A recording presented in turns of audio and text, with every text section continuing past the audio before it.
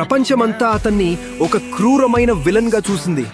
కానీ తన వాళ్ళ కోసం అతను ఒక బలిపశువుగా మారాడని ఎవ్వరికీ తెలియదు.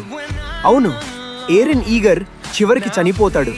తనని ప్రాణం కంటే ఎక్కువగా ప్రేమించిన మికాసానే తన చేతులతో ఏరెన్ తల నరికి ఈ యుద్ధానికి ముగింపు పలుకుతుంది.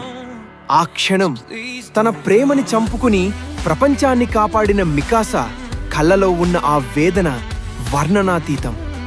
ఏరెన్ చనిపోయినా అతను చిన్నప్పుడు మికాసాకి కప్పిన ఆ ఎర్రటి స్కార్ఫ్ ఆమె మెడలోనే ఉంటుంది, అతని జ్ఞాపకంగా.